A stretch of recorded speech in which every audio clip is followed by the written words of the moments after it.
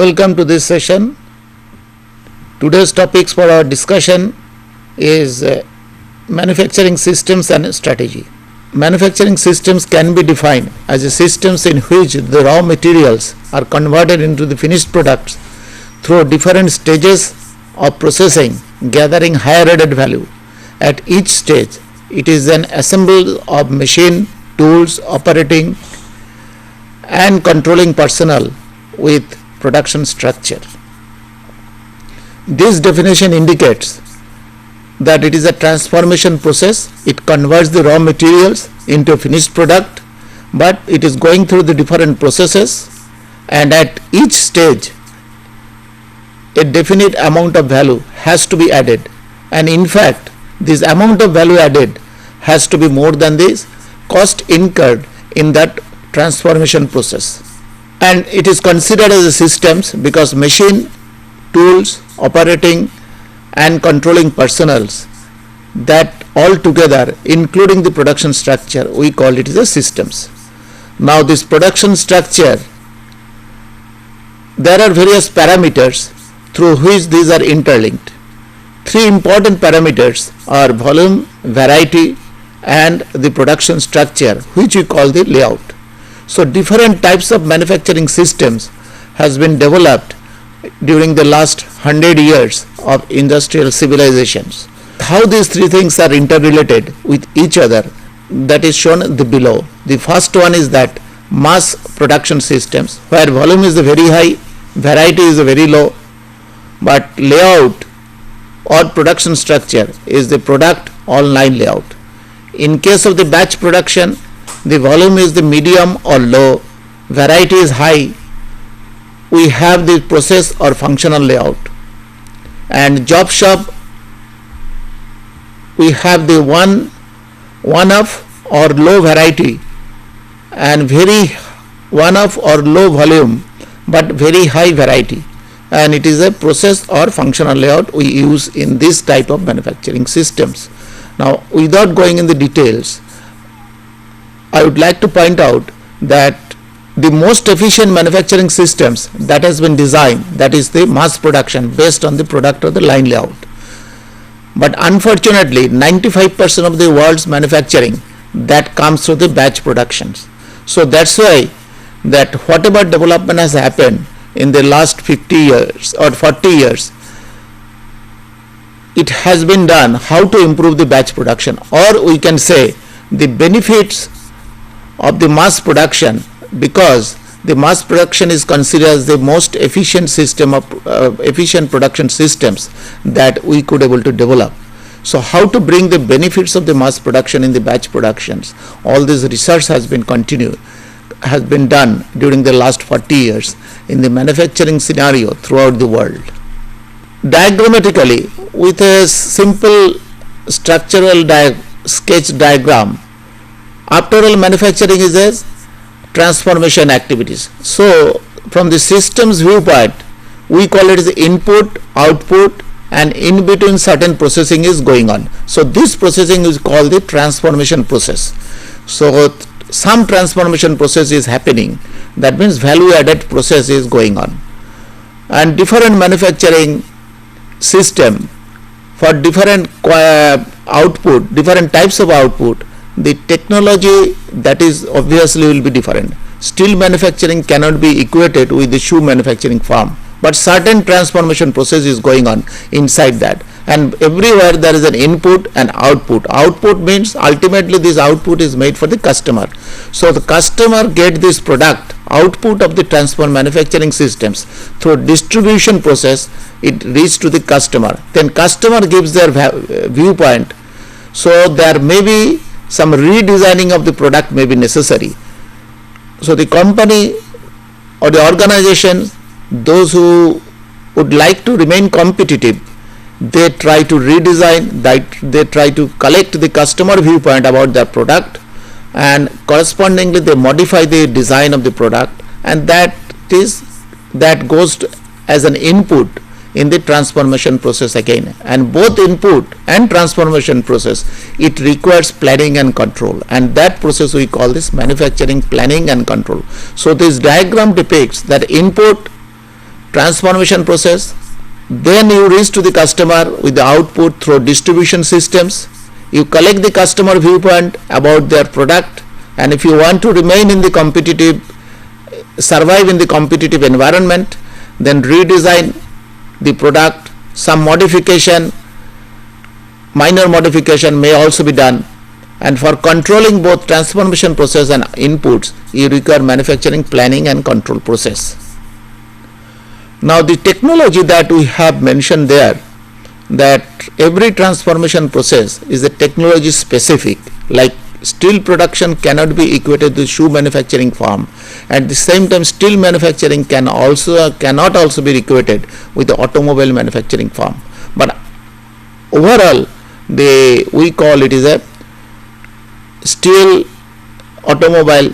It will come in under the categories of engineering production systems. So engineering production systems, it has certain process technology has developed. A brief idea of the process technology is like that. We have the manual technology, then we have the mechanized technology. So mechanized technology can have the two varieties: special purpose machines, which will cater to the high volume, low variety and standardized product. That means for the mass production based on the product and line layout. We have the another varieties, that general purpose machines, which is used for the batch production and this job shop, that is catering to this low volume and high variety. So both the special purpose machine can also be the automated technology. We call it as a hard automation and a robot. And general purpose machine can also be automated technologies, which has developed progressively, starting from the numerical control, NC, then CNC, computerized numerical control, then DNC, direct numerical controls. Then there is a development of CAD CAM, computer aided design and computer aided manufacturing. Again, there is a development after that, FMS, flexible manufacturing systems, CIM, computer integrated manufacturing and robotics. This is the brief idea that how this process technology has developed over a period of time. Now this technology, advanced manufacturing technology, there is a 4 levels based on the level of integration. Actually we have at the beginning, level 1, we have a stand-alone equipment. That means either we have the NC machine, automated technology. Of course we are talking about the automated technology. Now automated technology, at the beginning of the mid-60s, the NC machine has developed, and in 70s robot has developed. So it was a stand-alone. Then level 2, some integration has been done. We have the concept of the manufacturing cell or group technology or CAM, computer aided manufacturing. It is highest level of this level 2 we called the FMS, flexible manufacturing systems. Then the level 3, that interlinked cell. There are number of cells which we call the level 2. Now every cell can be interlinked or integrated. That is called this interlinked cell of level 2. Here we have again the development of the CAD, computer aided design. Then we have the JIT, just in time manufacturing, and then we have a development of the MRP, materials requirement planning 2, and today what we call the ERP, it has developed from the MRP 1, MRP 2, MRP 3, and then we have this ERP today. And the last, the level 4, that is completely integration of the whole manufacturing systems. Sometimes we call it the unmanned manufacturing. That is a complete integration. That is, we call this computer integrated manufacturing. As I have mentioned earlier, that manufacturing is designated, manufacturing system is classified on the basis of the volume and variety. Here we have this y-axis is the volume and x-axis is the variety. So when we have this high volume and low variety, it is a dedicated equipment, or we call it as a mass production. Then gradually if you coming down diagonally, ultimately you reached at that high variety where volume is the lowest. We can call it as a conventional standard manufacturing machines. We use the general purpose machine so that it can accommodate any kinds of job, any kinds of product or any kinds of components, but with a low volume. And in between we have the special system, flexible manufacturing systems, manufacturing cells, and then we reach there. So as I have mentioned earlier, that all this system is also related with the production structure. Basically product on line layout, that is the dedicated systems, and another extreme is that high variety low volume production, that is the job shop or batch production systems, where we use the general purpose machines. Now general purpose machine has one characteristic, that is the production flexibility. It can accommodate any kinds of job, but at the cost of productivity. Production capacity is low. So production capacity is high as you move diagonally upwards, and production flexibility increases as we move diagonally downwards in opposite directions. That means the mass production system has a high productivity but low flexibility. On the other hand, the extreme one, that based on the general purpose machine, the job shop, it has the highest kind of flexibility but lowest kind of productivity. In between these two extremes we have the other varieties, FMS, manufacturing cell, and special systems. We call it as mid variety mid volume production. Today's it has been estimated that 95% of the world manufacturing, it is in the mid volume mid variety production. So naturally the researchers and practitioners throughout the world, they have tried how to improve the efficiency of the mid variety mid volume production. Even in this diagram they shows that at least if we have this mid volume mid variety production, that means FMS systems, which also an integration of the manufacturing cell, we have the reasonable high production capacity, at the same time reasonable high flexibility. This is very important for understanding the manufacturing systems. Now as I have mentioned that 95% of the world production, it is under the batch production, but batch production has certain problems. So what are those problems? Let us just go through that problem. What are the problem of the batch production? High throughput time, because it has a high setup time. Setup time means the moment you switch over from one component to the another component, that means manufacturing setup has to be changed. So the changing setup, it takes a lot of time, but it is not this value added time. So high setup time, high material handling time, and high waiting time. These three ultimately contributes to the high throughput time. Then high level of work in process inventory. That means that semi-finished or unfinished components that is lying on the shop floor in large numbers. This amounts to that money is tied up with this work in process inventory, and this money you have got it, either you have borrowed from the bank. In our country, bank gives a loan for a short term loan, which we call the working capital management, for these materials as well as for the labor payment. So you have to pay interest on that loan.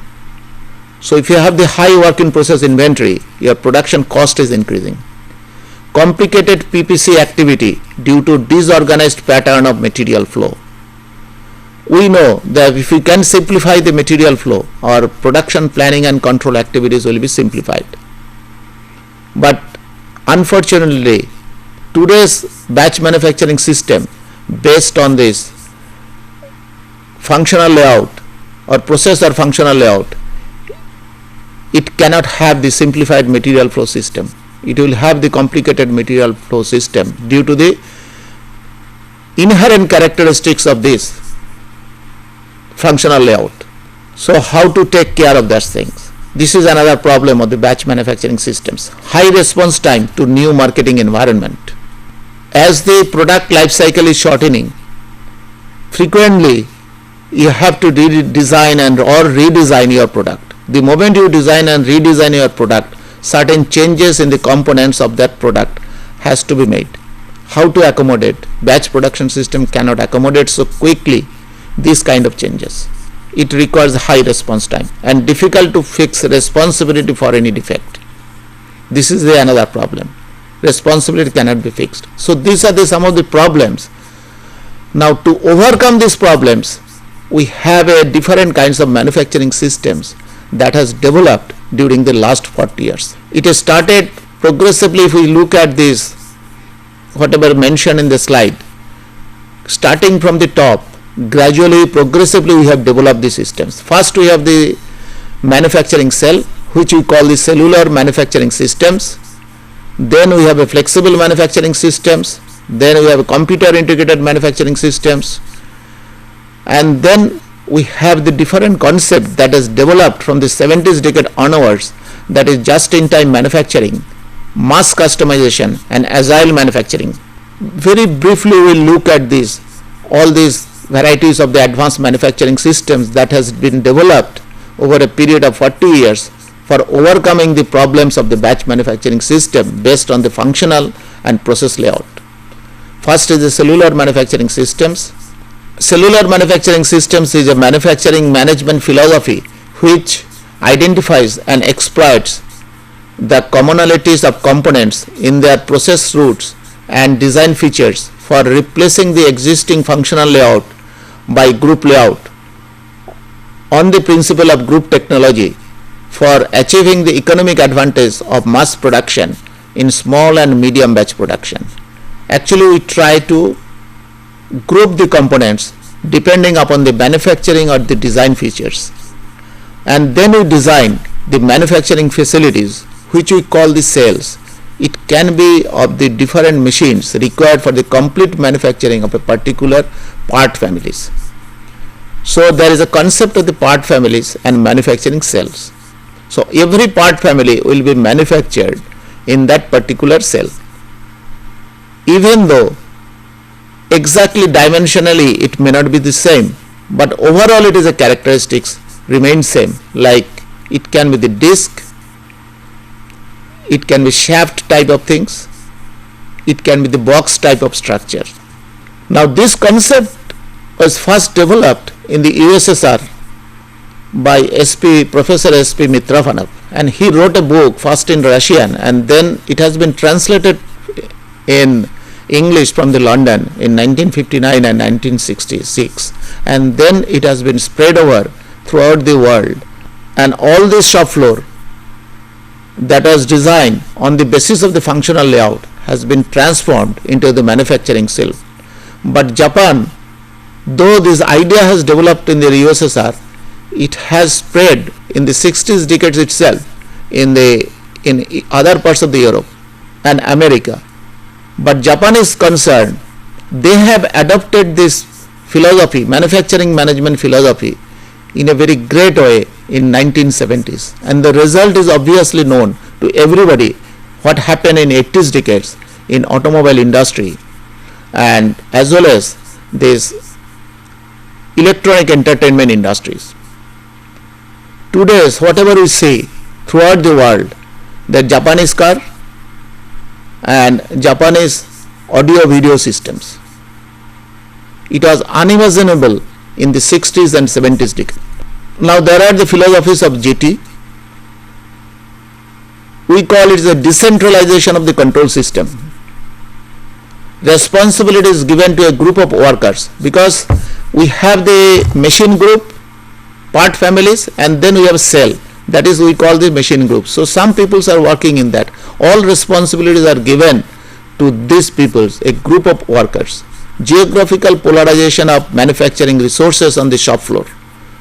So we have a number of cells on the shop floor now, which can be termed, some American professor has termed it as plant within a plant approach. It is a mini plant within a plant, moving away from product thinking towards the component thinking. Otherwise you cannot increase the variety. If you look at this automobile farm, particularly you see the entertainment electronic companies, Every such companies, they are offering at least 30 to 40 varieties of the product. How it is possible? It is possible only with this kind of ideas, that families of components, grouping of components and grouping of machines. That means certain similarity is there. It may not be exactly similar, but some similarity is there. And on that basis, you try to manipulate the things in such a way. So, and for that you require that moving from away from product thinking to the component thinking. So ultimately we have the collection of similar parts, we call it the part families, and dissimilar machines, we call the machine cells. It has a multifaceted and complex impact on the organization as a whole. Whatever development you have seen today's in manufacturing systems in advanced countries, of course some of the concern in our countries also, public sector as well as the private companies, they have also adopted this kind of methodologies or philosophy for managing their plants, and it has a multifaceted and complex impact on the organization as a whole. Whole organization design needs to be changed, its payment system, reward system, and those firms can able to respond to the customer requirement or customer change of the taste, because the product life cycle is shortening. Today one cannot expect a product life cycle like ambassador car. For the last 50 years same car is produced. Rarely it happens in any country or any product. And this diagram that shows that how these multifaceted activities can be done on the basis of the group technology and the manufacturing cell. It creates a database for every activities of a manufacturing organization. This is the diagram for the FMS, which we call this highest scale of integration in case of the particular cell. So it has the automated material handling system, it has the production system, operating system and management systems with the help of the computer. Everything is controlled by the computer. Material handling system, it is no more this human pulling cart or other things. It has the robot, AGV, automated guided vehicles and conveyors, and everything is controlled by the computer. It has only these NC and CNC machines. It has operating system for controlling the finance, inventory, productivity records and other things. Decision has been made with the DSS, decision support systems, on the basis of the, of course first we should have the MIS. From MIS we can go to the DSS. MIS means management information systems. Proper management information system has to be developed in that. Now it comes as the computer integrated manufacturing systems. It has the automation, integration and resources, techniques, tools, technologies, people, capital and organizations. And it has this enterprise strategy, top down, cross functional, evolutionary. That means we have both top down and bottom up systems for the proper integration of the computer integrated manufacturing systems. The main objective is that higher effectivity, maximum flexibility, intelligent and prudent use of the resources. Basically technology remains same, it is only an integration with the help of the computer. So that's why sometimes it can be mentioned as the computer integrated management instead of computer integrated manufacturing. Of course we are managing the manufacturing, but we are managing the manufacturing not with this process technology. Basic process technology, that remains same. Only thing we could able to integrate every activities of the manufacturing organization with the help of the computer. So sometimes some of the researchers and practitioners, they have replaced the term computer integrated manufacturing with the computer integrated management.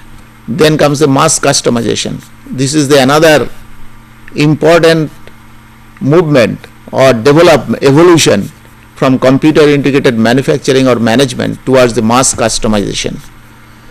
We have the tailoring shop. What it does? Basically tailoring shop is the job shop. Every human being has a different dimensions, and exactly with that dimension they are cutting the cloth and stitching your pant and shirt according to that. It is a customized things. It has certain disadvantages. Cost is more. Fortunately, in our countries, the tailoring shop cost is still it is less. But if you look at the America and Europe, nobody goes to the tailoring shop because the tailoring per hour cost is much higher.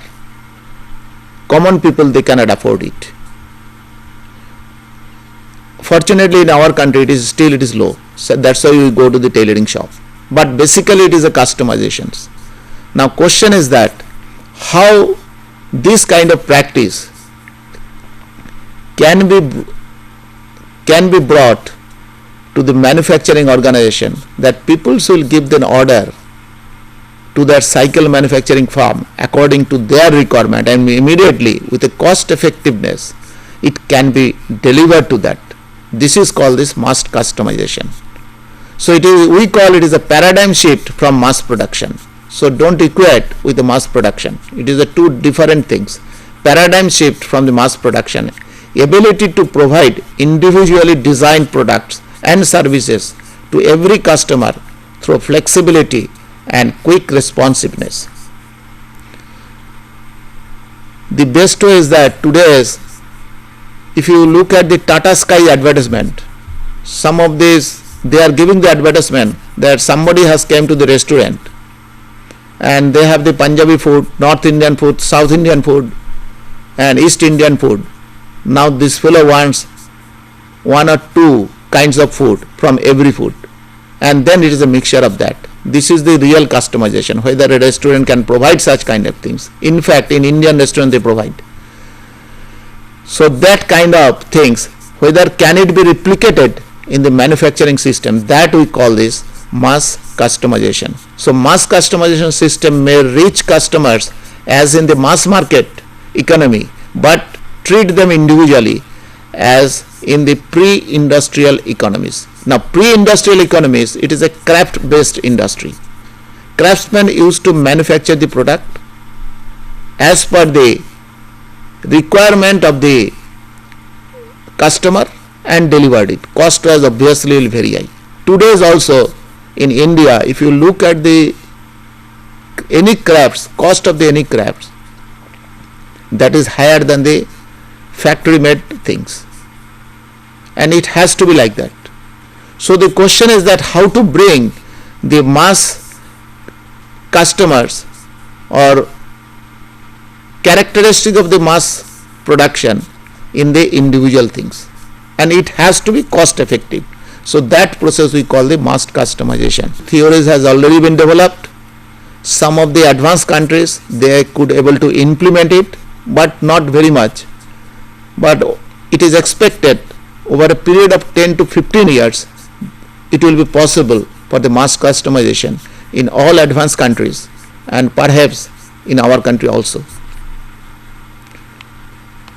And we give the justification due to the process technological development, particularly flexible manufacturing system, and development in the computational technology, because computers increasingly become the cheaper and cheaper with higher capacity. All these things will be possible if we can control the every activities of the manufacturing organization with the help of the computer. The more powerful computer and more responsive production process technology, that will be able to do such things. Then agile manufacturing, again it is a certain advancement over the mass customization. It has the capability of operating profitably in an uncertain, unstable, continuously changing environment. And some of the researchers, C. Richards, he has given the definition: agility is a time derivative of maneuverability. How we can manipulate the things over a period of time. Particularly the concept is evolving from that idea, increasingly product life cycle is shortening. Of course, it is valid mostly in the electronic equipments, particularly in the electronic entertainment electronics, even in the mobile phones. Today, which mobile phone you purchase, after 2 years you will not find that product in the market. So product life cycle is shortening. It may be some of the electronic product, it is less than 1 year. In some cases it is 2 years. Both for TV and other things, it is like that. So under such condition, it is a time derivative of manufacturability. So how quickly the manufacturing organization can respond to these kind of things. So that we call the agile manufacturing. Then comes the just-in-time manufacturing, a new manufacturing philosophy for improving the overall productivity and by eliminating waste. All kinds of waste needs to be eliminated. Then it is called this just-in-time manufacturing. And most of the very important example of the just-in-time manufacturing is the blood circulation is the human body. If the heart is pumping the blood so long as the human being is alive, and heart is pumping the exact amount of quantities of blood at every part of the body exactly. If anything happens, that is extra flow of the blood, automatically it will come out from all these apertures in the human body, nose, mouth and other places. Exact amount of blood is pumped by the heart in the human body. It is a replication of this kind of system in the manufacturing system. The idea is that exact quantities are purchased and made at the right time and quality without any waste. This is the idea of this just-in-time. But just-in-time manufacturing that has developed in the Toyota in 1960s, mostly in the repetitive manufacturing environment, this is applicable. As we have mentioned that it tries to improve the efficiency and effectiveness by eliminating all kinds of waste. So 7 types of waste have been identified.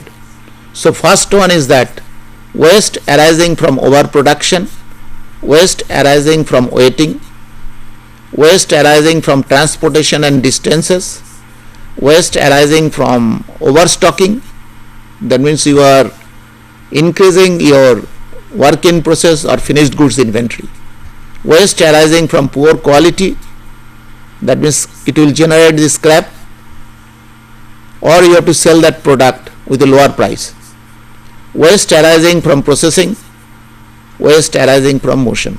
So these are the 7 kinds of waste, and just-in-time manufacturing system that tries to eliminate all kinds of waste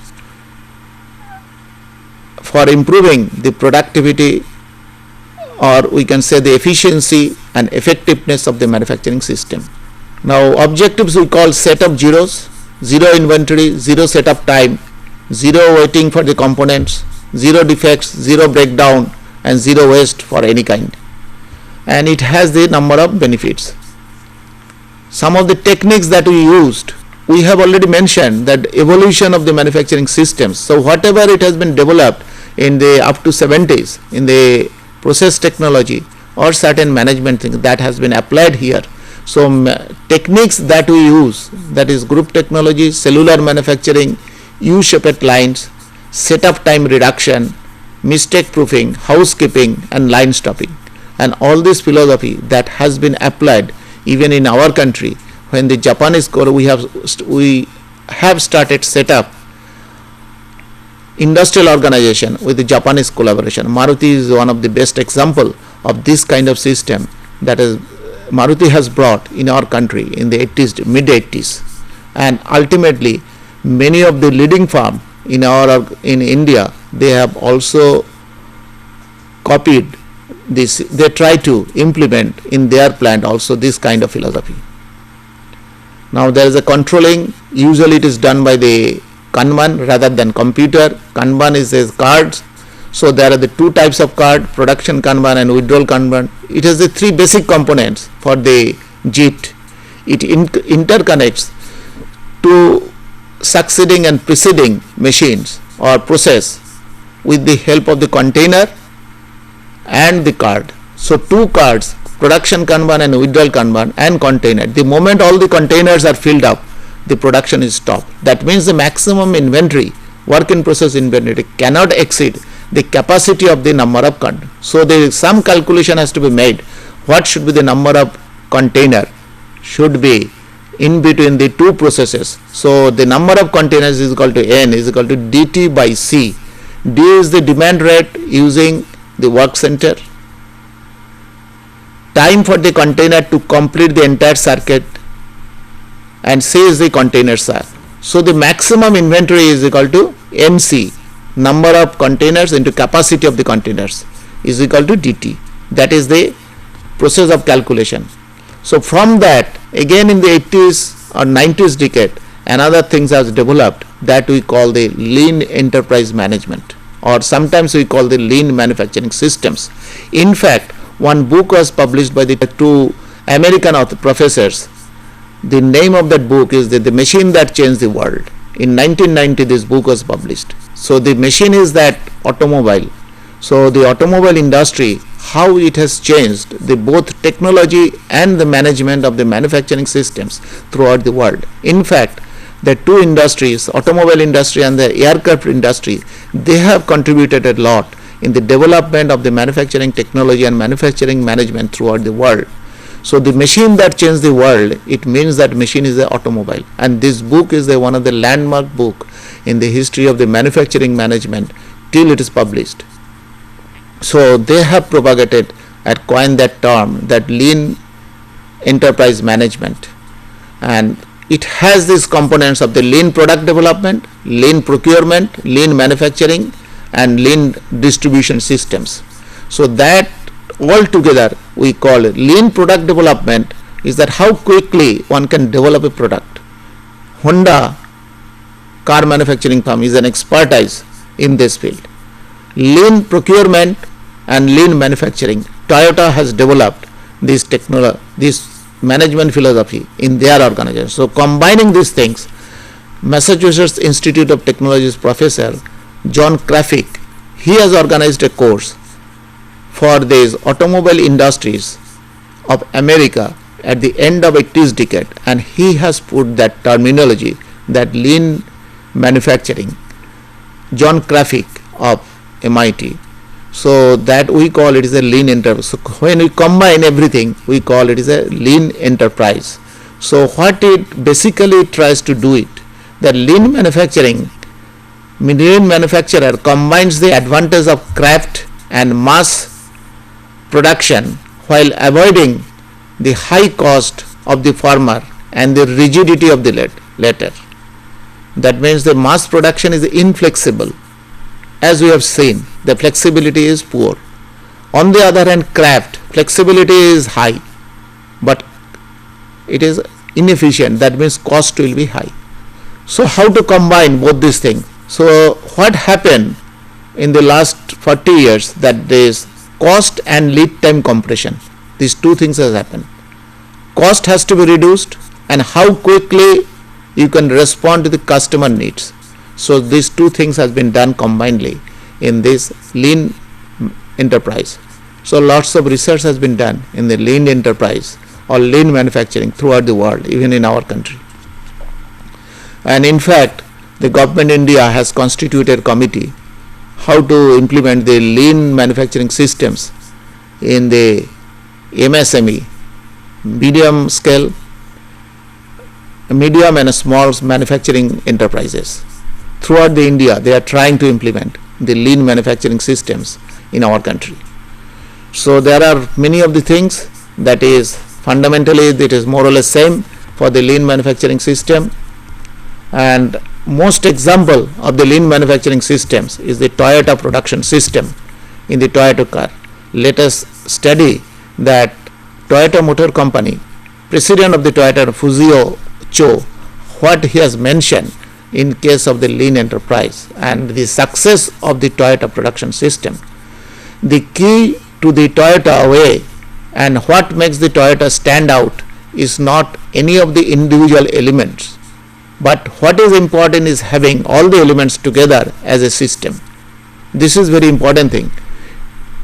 Don't give the emphasis only on one of the element of the systems.